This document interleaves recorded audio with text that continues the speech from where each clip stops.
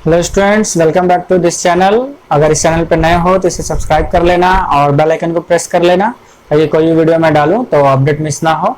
और वीडियो अगर अच्छा लगे तो वीडियो को लाइक कर लेना और वीडियो को पूरा जरूर देखना। ठीक है, वीडियो को पूरा देखोगे तो कुछ अच्छा सीखोगे, कुछ नया सीखोगे। और मैं एजुकेशनल सीरीज चला रहा हूँ अभी इस चैनल पे, तो आप लोग इसे कंटिन्यू कर सकते हो। कुछ प्रीवियस चैप्टर्स भी मैंने कवर अप किया है, वो आपको प्लेलिस्ट में मिल जाएगा। ओके, तो आज का हमारा चैप्टर जो होगा वो होगा, आपने थंबनेल में देखा होगा, एटम्स एंड मॉलिक्यूल्स।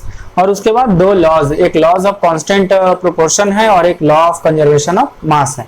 तो इसे हम आज कवर अप करेंगे। ओके, तो स्टार्ट करते हैं। सबसे पहले डेफिनेशन ऑफ एटम से स्टार्ट करते हैं, उसके बाद फिर कॉन्सेप्ट वगैरह, आइडिया कहाँ से आया, ये चीज हम देखेंगे। मैंने डेफिनेशन लिखा हुआ है। एटम का डेफिनेशन है, it is the smallest particle of every matter. तो कहने का मतलब ये है कि ये किसी भी मैटर का, मैटर क्या होता है? Matter anything which have mass and occupy space. कोई भी चीज है अगर उसके पास मास है और वो स्पेस ऑक्यूपाई करता है तो उसे हम मैटर का नाम देते हैं। तो वो मैटर बना हुआ किस चीज से है? तो वो एटम से बना हुआ है। तो ये अभी जैसे आपको समझने में काफी आसानी हो गई होगी, क्योंकि आपको 5, 6, 7 से ही बता दिया जाता है कि स्मॉलेस्ट पार्टिकल एटम है, मॉलिक्यूल है। तो आप एक माइंडसेट बन जाता है स्टूडेंट्स का कि हाँ ऐसा होता है। तो ये ट्रेंड भी कह सकते हैं, ये बन जाता है। तो लेकिन ये ऐसा नहीं था स्टार्टिंग में। स्टार्टिंग में सबसे पहले एक इंडियन फिलोसोफर थे, महर्षि कन्नड़। उन्होंने इसकी थिंकिंग जो थी, इसकी आइडिया जो कह सकते हैं, पूरे सिनेरियो का जो आइडिया आया था वो उनके दिमाग में आया था। उन्होंने कैसे सोचा, इस चीज को एक डायग्राम के हेल्प से हम लोग समझ सकते हैं कि अगर एक ऑब्जेक्ट मैं ले रहा हूं, कुछ भी हो सकता है, ये मैटर मैंने बोला तो कोई भी ऑब्जेक्ट हो सकता है। ये इसे हम हाफ करते चले जाएं, फिर इसे हाफ कर दें, फिर इसे हाफ कर दें, फिर इसे हाफ कर दें, फिर इसे हाफ कर दें, तो आप देखेंगे कि आप पर्टिकुलरली हम कहाँ पहुंचेंगे। ठीक है, ये थिंकिंग उनकी थी कि फिर हम कहाँ पहुंचेंगे। हर चीज को अगर दो टुकड़ों में बांटते चले जाएं और फिर जो एक टुकड़ा है फिर उसे दूसरे टुकड़े में बांट के फिर आधा ले लिया उसका, फिर उसका आधा, फिर उसका हाफ, तो हम एक ऐसे पर्टिकुलर पोजीशन पे पहुंचेंगे जहां पे वो फर्दर डिविजिबल नहीं होगा। ठीक है, जहां पे वो फर्दर डिविजिबल नहीं होगा। तब वहां पे उन्होंने एक कॉन्सेप्ट डेवलप किया, एक आइडिया डेवलप किया और एक नया नाम भी उन्होंने दिया कि इसे उन्होंने परमाणु कहा।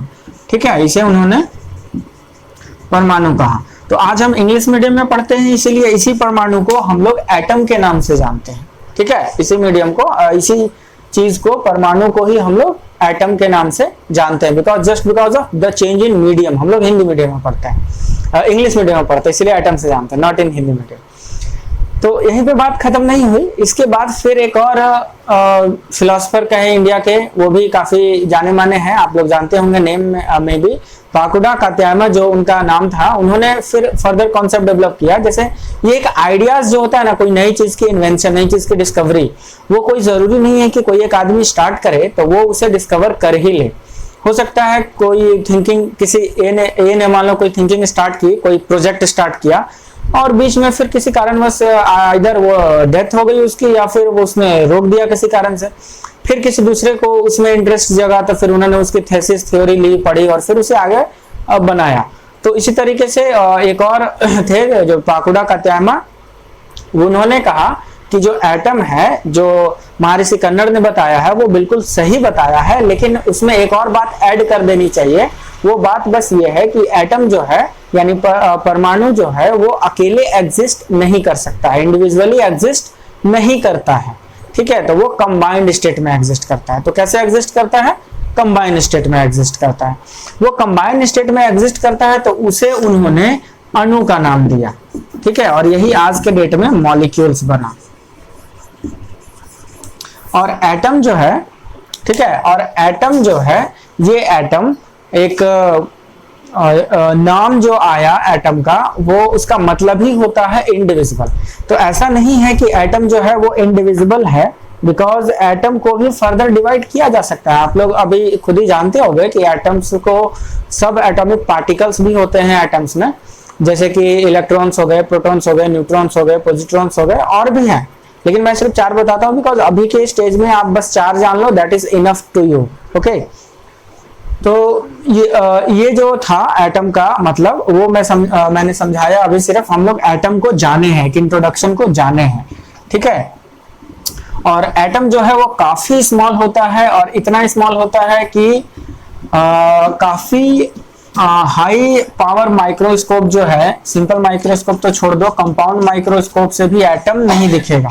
सेल भले ही दिख सकता है लेकिन एटम नहीं दिख सकता है। तो आप ये भी अनुमान लगा सकते हो, आप ये गेस कर सकते हो कि जो सेल है, ठीक है, सेल है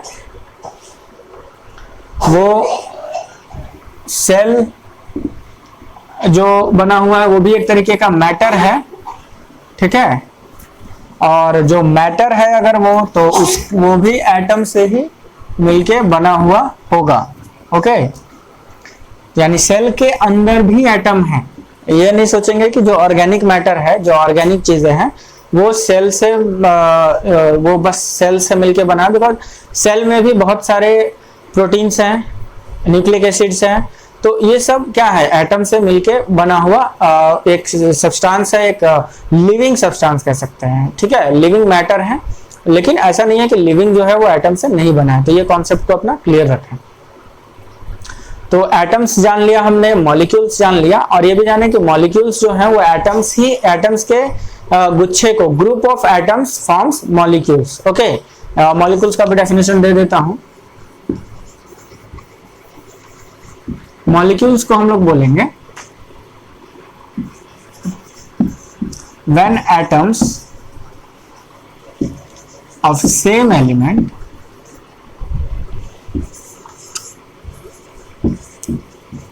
are different।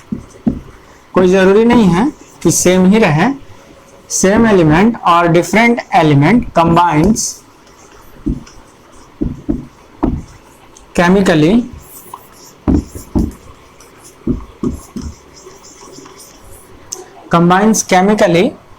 ठीक है, कंबाइंस केमिकली, तो फिर क्या होगा, मॉलिक्यूल्स आर फॉर्म।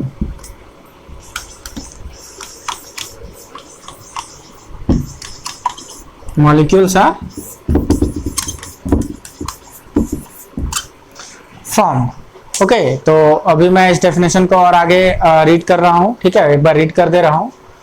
इसका डेफिनेशन है, मॉलिक्यूल्स जो है when atoms of same elements, either same elements का भी कंबाइन हो सकता है, ठीक है, जैसे सेम एलिमेंट के एग्जांपल में आप समझ सकते हो O2, ऑक्सीजन अपने साथ ही कंबाइन हो रहा है, N2 नाइट्रोजन अपने साथ ही कंबाइन हो रहा है, और डिफरेंट यानी कि सेम एलिमेंट का होगा या डिफरेंट एलिमेंट का होगा, जैसे CO2 एक कार्बन है और दूसरा ऑक्सीजन है, ये भी एक मॉलिक्यूल बना रहा है। तो जब ये कंबाइन होगा, ठीक है, तो जब ये कंबाइन होगा केमिकली, ये वर्ड इंपॉर्टेंट है, केमिकली, तो क्या होगा, मॉलिक्यूल्स आर फॉर्म्ड, तो मॉलिक्यूल्स बनेंगे, ठीक है। ये हो गया डेफिनेशन एटम्स का एंड मॉलिक्यूल्स का। अब हम लोग आगे डिस्कस करेंगे लॉज जो है, केमिकल लॉज जो है, केमिकल कॉम्बिनेशंस के जो लॉज हैं उसके बारे में हम लोग अभी डिस्कस करेंगे। ओके स्टूडेंट्स, अब आपको दिख रहा होगा, मैंने बोर्ड पे लिख दिया है पहले से ही कि लॉ ऑफ कंजर्वेशन ऑफ मास, जो कि हमें अब जानना है, ये एक लॉ है और काफी इंपॉर्टेंट लॉ है। एक क्वेश्चन कंफर्म है इससे आपके फर्स्ट समेटिव एग्जाम में या हाफ ईयरली एग्जाम में, और अगर फाइनल में ये चैप्टर इंक्लूड होता है तो फाइनल्स में भी ये पूछे जाते हैं, क्योंकि काफी इंपॉर्टेंट लॉज हैं और दो ही लॉ आपको पढ़ना है केमिस्ट्री में, तो दोनों लॉ को आप बिल्कुल एकदम याद कर लेना, और काफी इजी है, इसमें कुछ ज्यादा है नहीं। मैं साइड होता हूँ, आप जरा इसे देख ले। देखो मैंने लिखा है पहले, ये प्रिंसिपल है जिसपे ये लॉ बना है, ठीक है, ये क्या है, पहला वाला प्रिंसिपल है, इसलिए मैंने उसे इन्वर्टेड कॉमा में और इसे भी इन्वर्टेड कॉमा में ही रखा है। देखो, matter is neither created nor destroyed in a chemical reaction. ये एक इस तरीके से आप जान सकते हो, जैसे आपने एनर्जी में अभी आप आगे भी पढ़ोगे, फिजिक्स में मैं बताऊंगा आपको कि energy can neither be created nor be destroy, मतलब एनर्जी ना तो बनाया जा सकता है ना ही डिस्ट्रॉय किया जा सकता, but energy can be transform, energy जो है वो ट्रांसफॉर्म किया जा सकता है। ओके, तो जब एनर्जी, मतलब जैसे अभी आप देखो मैं बोल रहा हूँ, दैट इज वो एक साउंड एनर्जी है और ये माइक्रोफोन के थ्रू कनेक्टेड हो जा रहा है फोन में, और फिर ये कहीं ना कहीं इलेक्ट्रिक एनर्जी के फॉर्म में, एनालॉग सिग्नल के फॉर्म में जाता है और फिर कन्वर्ट होके, क्योंकि वायर में साउंड कैसे जाएगा, उसमें वो चेंज होके फिर वहां पे एम्पलीफायर लगा हुआ है, बहुत सारे चीजें हैं, फिर स्पीकर्स होते हैं या ट्यूटर्स होते हैं, उसमें वो निकलता है।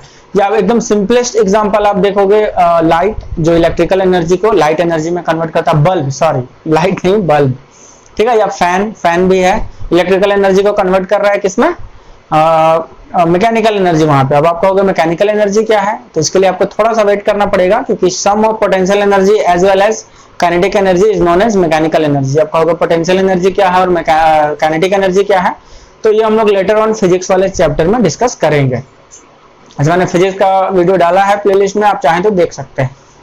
चलो अब यहाँ से हम लोग आगे स्टार्ट करते हैं, यानी कि मैटर क्या है। मैटर को ना तो केमिकल रिएक्शन में बनाया जा सकता है और ना ही मैटर को केमिकल रिएक्शन में नष्ट किया जा सकता है, यानी डिस्ट्रॉय भी नहीं कर सकते हैं। तो वहां से जो लॉ ऑफ कंजर्वेशन ऑफ मास निकल के आया वो ये है कि इन अ केमिकल रिएक्शन, यानी कोई भी एक केमिकल रिएक्शन में टोटल मास ऑफ रिएक्टेंट या रिएक्टेंट्स एस भी लगा सकते हैं, ठीक है, total mass of reactant is equal to total mass of product, यानी जितना मास रिएक्टेंट का होगा ठीक उतना ही मास प्रोडक्ट का होगा। और ये सही चीज भी है, आपने जितना इनपुट दिया आपको उतना ही आउटपुट मिलना है उससे, ठीक है। तो इससे कोई दिक्कत नहीं है, कोई इश्यू नहीं है। लेकिन ये चीज कई बार लगता है कि ये लॉ गलत है, ये लॉ फेल हो गया, क्योंकि मैं अब एक एग्जांपल लेने जा रहा हूँ। वो एग्जांपल देखने के बाद मे भी आप कहोगे कि ये लॉ फेल हो गया। अगर आप इसे लिख रहे हो दैट इज ओके, अगर नहीं भी तो मैं एक शॉर्ट फॉर्म बताता हूँ, अपने क्वालिटी को बढ़ा लेना। ऊपर 3 डॉट होते हैं वहां से, और स्क्रीनशॉट ले लो, फिर इसे जूम करके आराम से लिख सकते हो। ओके, तो अब हम लोग वो सेक्शन देखेंगे कहां पे हमें लग सकता है कि ये लॉ फेल हो रहा है, ठीक है, कहां पे हमें ये लग सकता है कि ये लॉ फेल हो रहा है, और वो एक्चुअल उसका एक्सप्लेनेशन क्या होगा। ओके, एक्चुअल उसका एक्सप्लेनेशन क्या होना चाहिए कि लॉ फेल ना हो। क्योंकि लॉ देखो स्टूडेंट्स, लॉ जो है ना वो बनते हैं ऐसे, हम लोग भले ही फ्रेजेस बोलते हैं कि कानून तो टूटने के लिए ही बनाए जाते हैं, लेकिन साइंस में ऐसा नहीं है। साइंस का या जितने भी नेचुरल लॉज है ना उसे ही हम साइंस में पढ़ते हैं, ठीक है, जितने भी नेचुरल लॉज हैं। और नेचर जो है ना वो अपने लॉज को, रूल को कभी ब्रेक नहीं करता है, ठीक है। कभी अगर सोचो ऐसा हो जाए गर्मी के बाद बरसात में सीधा ठंडा आ जाए, मतलब विंटर सीजन, तो ये नेचुरल जो लॉ है उसके अगेंस्ट होगा, इससे बहुत सारा एडवर्स इफेक्ट पड़ेगा और बहुत सारे एनिमल्स हो सकते हैं कि उनकी डेथ भी हो जाए। तो यही नेचुरल लॉ ही है जिसे हम फिजिक्स में या केमिस्ट्री में पढ़ रहे हैं, ठीक है। तो जैसे हम अभी एक एग्जांपल लेंगे, एग्जांपल है कैल्शियम कार्बोनेट का। ओके, कैल्शियम कार्बोनेट का एग्जांपल है जो कि बुक में भी आपको मिल जाएगा। मैं बुक वाला ही एग्जांपल लेता हूं। कैल्शियम कार्बोनेट CaCO3 को अगर हीट किया जाए तो ये calcium oxide plus carbon dioxide में ब्रेक होता है, ठीक है। अब आपके बुक में ये 100 ग्राम्स में है, ठीक है। अगर हम 100 ग्राम्स में इसे ले, ठीक है, मान लेते हैं हमने रिएक्टेंट का कितना लिया, बाय वेट हमने इसे लिया, मास इसका लिया 100 ग्राम। देखो अभी आपको मास और वेट लगभग सेम लगता होगा, लेकिन मास और वेट में बहुत ज्यादा अंतर है, ठीक है, बहुत ज्यादा डिफरेंस है। ये फिजिक्स वाले सेक्शन में हम लोग कंप्लीट करेंगे, ठीक है, या उस पे है भी वीडियोस, प्लेलिस्ट चेक कर सकते हो। तो इसमें जब ये ब्रेक करेगा तो ये 100 ग्राम में से 56 ग्राम कैल्शियम ऑक्साइड बनता है, ठीक है, 56 ग्राम में भी यहाँ पे वेट है थोड़ा, और बचा हमारा 44 ग्राम, ठीक है, 56 ग्राम और ये 100 ग्राम है। तो अब देखो यहाँ पे क्या प्रॉब्लम हो सकती है, ठीक है, क्या प्रॉब्लम हो सकती है ये चीज देखो। कैल्शियम कार्बोनेट एक सॉलिड चीज है, ठीक है, वो आपको मिल गया, वो आपको दे दिया गया, ठीक है, कैल्शियम कार्बोनेट एक सॉलिड चीज है, वो आपको दे दिया गया। कैल्शियम ऑक्साइड अगेन आपको मिल जाएगा पाउडर के फॉर्म में, या लाइम जो हम जानते हैं, लाइम जो चूना होता है वो मिल जाएगा आपको। लेकिन CO2 जो है, कैल्शियम कार्बन डाइऑक्साइड, ये गैस के फॉर्म में उड़ जाएगा, गैस के फॉर्म में ये उड़ जाएगा, ना तो दिखेगा भी नहीं। लेकिन अब आप यहाँ पे देखोगे कि आपका इनिशियल वेट क्या था, या इनिशियल मास की अभी बात करेंगे, वेट पे नहीं बात करेंगे, वो 100 ग्राम्स था। फाइनल मास कितना आया आपका 56 ग्राम्स। तो यहाँ पे आप सोचोगे कि मास जो है वो डिस्ट्रॉय हो गया, क्योंकि CO2 का आपके पास कोई रिकॉर्ड नहीं है, ना तो आपको वो दिखा, ठीक है। तो ये चीज इसीलिए एक एक्सपेरिमेंट करके ये चीज एक्सप्लेन किया जा सकता है। वो सेटअप अभी मेरे पास नहीं है एक्सपेरिमेंट का, नहीं तो मैं करके दिखाता। उसमें क्या किया जाता है कि एक कॉनिकल फ्लास्क लिया जाता है। कॉनिकल फ्लास्क में एक कंपाउंड को पहले से रखते हैं, दूसरे कंपाउंड को टेस्ट ट्यूब में थ्रेड के हेल्प से लटका के रख देते हैं। जैसे ही थ्रेड ब्रेक होता है, ठीक है, और वो एयर टाइट रखते हैं, इसमें एयर भी बाहर नहीं आ सकता, यानी हवा भी बाहर नहीं आ सकता, यानी कोई गैस भी रिलीज हो रहा है तो वो बाहर नहीं आएगा। फिर उसको शेक कर देते हैं, वो मिल जाता है, और देखते हैं कि उसका वेट जो है वो कांस्टेंट है, यानी वेट में कोई चेंज, किसी भी तरह का कोई चेंज उसके वेट में नहीं आता है। लेकिन अगर ओपनली एक्सपेरिमेंट करें तो कई बार देखेंगे कि वेट में चेंजेस आ रहे हैं। तो वेट में जब चेंजेस आ रहे हैं तो आप ये कह सकते हो कि लॉ जो है वो ब्रेक हो रहा है, बट ऐसा नहीं है, लॉ कभी ब्रेक नहीं होगा। मैंने दिखाया आपको कि अगर आप इसे एक मान लो कॉनिकल फ्लास्क आप लेते हो, ठीक है, एक इस तरीके का फ्लास्क लिया आपने, इसमें कुछ डाल दिया और एक टेस्ट ट्यूब लिया, फिर आपने और यहाँ पे क्या किया आपने, एयर टाइट कॉर्क इसमें लगा दिया, ठीक है, और यहाँ से एक थ्रेड बांध के और इधर से इधर लटका दिया। इस टाइप का आपको बुक में मिल जाएगा एक एक्सपेरिमेंट, ठीक है। मैं बहुत ज्यादा डीप में नहीं लेके जाऊंगा, बस एक ओवरव्यू समझाऊंगा, बाकी तो आपको बुक में मिल ही जाएगा क्योंकि वो एक्सपेरिमेंट है बुक में, ठीक है। दैट इज बेरियम सल्फेट और सोडियम क्लोराइड शायद रहता है, फाइनल रिजल्ट बनता है बुक में, ऐसा कुछ। और ये थ्रेड को जब हम ब्रेक करेंगे तो ये टेस्ट ट्यूब इसमें टूट के आ जाएगा, और जब हम इसे सेक करेंगे, ऐसे पकड़ के इसे सेक करेंगे तो ये पूरा कंप्लीटली मिल जाएगा उसमें।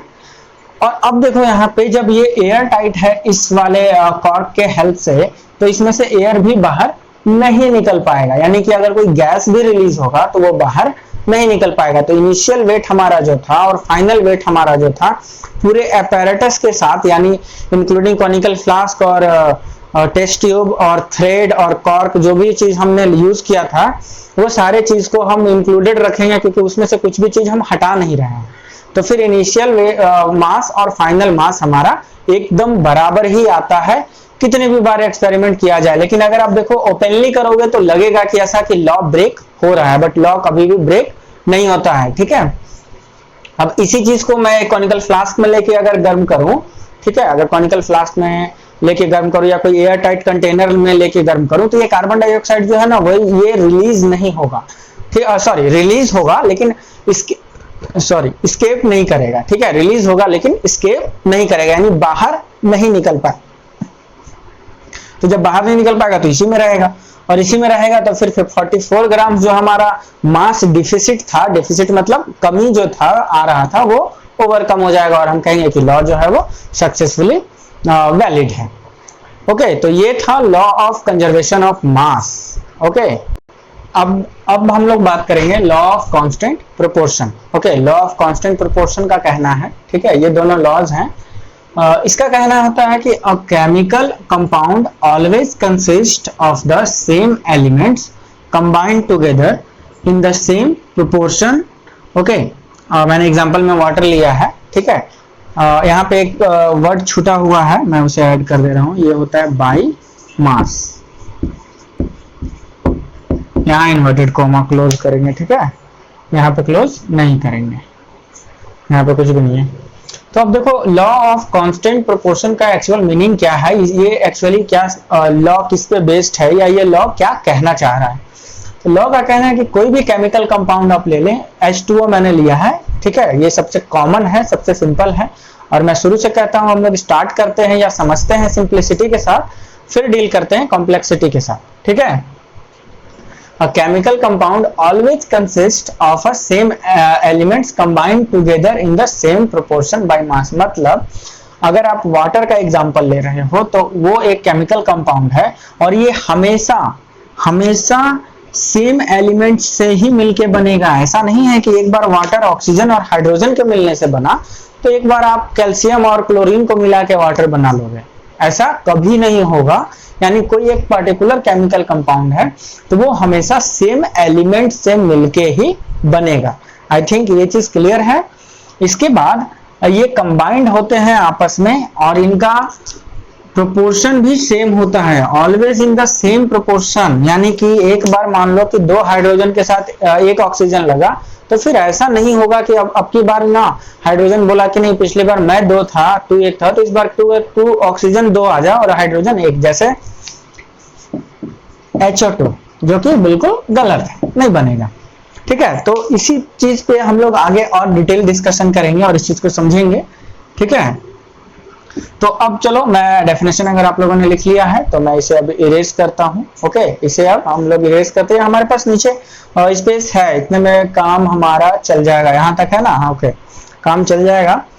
देखो वाटर का मैं एग्जांपल ले रहा हूं और एक वर्ड और यहाँ पे एडेड है जिस पे स्ट्रेस देने की जरूरत है, वो है मास। ठीक है, ये मास, जैसे मैंने 2:1 ऐसे अगर मैं रेशियो लेने की बोलूं तो आप कहोगे कि सर ये 2:1 है, यानी 2 हाइड्रोजन 1 ऑक्सीजन, बट ये रेशियो गलत है। ये ratio in terms of number सही है। ठीक है, अगर हम नंबर्स की बात करें तो नंबर्स के टर्म में ये रेशियो सही है।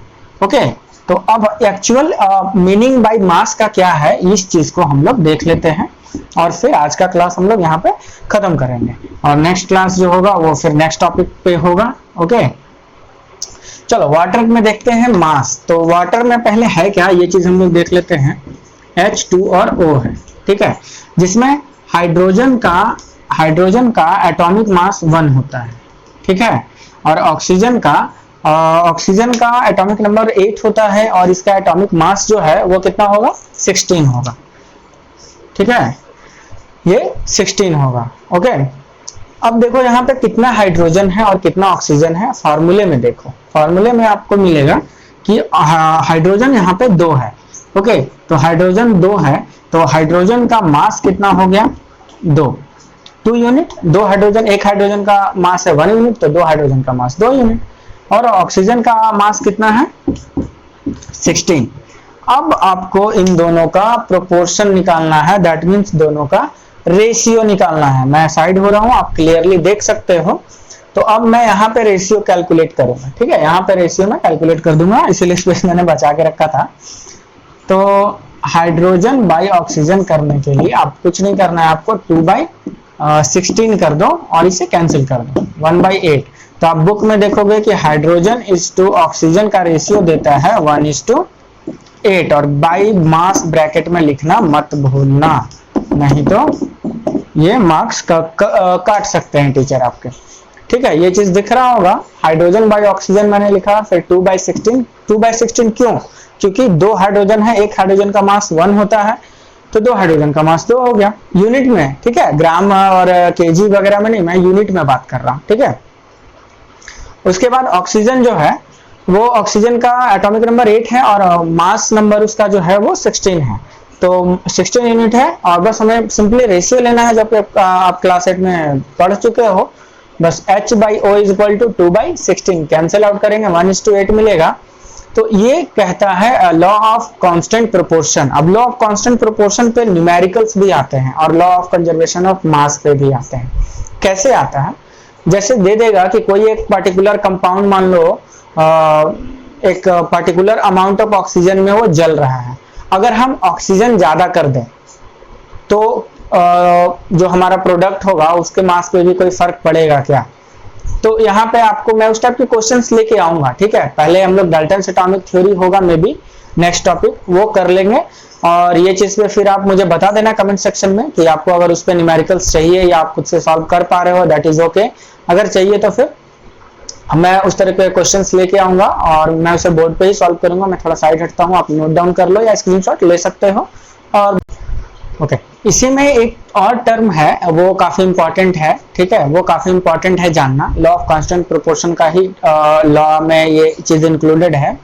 वो चीज ये है कि आप कहीं का भी वाटर ले लो, जैसे मैंने वाटर का एग्जांपल लिया, आप कहीं से भी किसी भी सोर्स से वाटर लो, either it is sea, pond, lake, river, fresh water जो आपके घर पे सप्लाई आ रहा है, जो आप मोटर से निकाल रहे हो, हैंडपंप से, वेल से, कहीं से भी निकाल रहे हो, वाटर होना चाहिए। ठीक है, उसे प्योर फॉर्म में पहले लेके जाओ। ठीक है, क्योंकि ऐसे तो उसमें और भी केमिकल्स होंगे, बहुत सारे सॉल्ट्स डिजोल्व होते हैं। ठीक है, तो वो अलग चीज है, हम उसे पहले प्योर फॉर्म में लेके जाएंगे। तो फाइनली हम देखेंगे कि वो वाटर जो है वो 1:8 के रेशियो में ही कंबाइंड मिलेगा। इसी तरह सिर्फ वाटर पे ही नहीं, जितने भी कंपाउंड हैं जितने भी कंपाउंड है जैसे NaCl है, अगर मैं इसी पे आगे लिख रहा हूं यहाँ पे बीच में कि अगर NaCl है दैट इज नमक का भी फॉर्मूला यही है, इट इज अ सॉल्ट जो हम खाते हैं, लेकिन ये सिंपल NaCl नहीं है और ज्यादा इसमें मॉडिफिकेशन किया गया है, आयोडीन भी एडेड है, ये सब कुछ है। तो NaCl, अगर NaCl की बात करें सोडियम क्लोराइड की, तो आप वर्ल्ड में कहीं से भी सोडियम ले लो, कहीं से भी क्लोरीन ले लो, दोनों को रिएक्ट करा दो, उनका कॉम्बिनेशन बाय मास आप देखोगे तो वो जो है इसका 23 होता है सोडियम का। तो मैं इसे थोड़ा इरेज करता हूं और आपको इसका मास रेशियो निकाल के दिखाता हूं, ठीक है। NaCl आपको फ्रैक्शन में आएगा, इसे डरना नहीं है, ठीक है, फ्रैक्शन में आएगा, हम इसे फ्रैक्शन में ही लिखेंगे, ठीक है। NaCl, Na का मास कितना होता है, Na/Cl, Na का होता है 23, Cl का होता है 35.5। अभी आपको मैं आगे केमिस्ट्री के आगे चैप्टर में बताऊंगा कि ये 35.5 ही कैसे आता है, क्योंकि आप देखोगे पहले डाल्टन्स एटॉमिक थ्योरी देख लेते हैं, उसके बाद ये चीज आप मतलब क्वेश्चन भी उसके बाद ही आप पूछ पाओगे, ठीक है, डाल्टन्स एटॉमिक थ्योरी के बाद। तो आप देखो ये कि इसका रेशियो क्या है 23:35.5। इधर ये कट सकता था या नहीं कट सकता था, मैंने उतना स्ट्रेस नहीं लिया ब्रेन पे, आपको भी नहीं लेना है, बस आपको ये रेशियो देखना है और उसके बाद आपको ये मिल गया जो रेशियो, उसमें आप देखोगे। अब आप कहीं से भी सोडियम क्लोराइड लेके आ जाओ, अगर वो सोडियम क्लोराइड है तो उसमें मास का रेशियो जो होगा सोडियम टू क्लोरीन वो होगा 23:35.5। ये चीज क्लियर हो गई होगी, अगर नहीं तो फिर कमेंट सेक्शन में मुझे बता देना, ओके, ठीक है। फिर इसके बाद चैनल पे नए हो तो इसे सब्सक्राइब करके, और वीडियो अच्छा लगा हो तो वीडियो को लाइक करना, ओके, शेयर करना अपने दोस्तों के साथ, और फिर हम लोग मिलते हैं नेक्स्ट वीडियो में। Thank you for watching.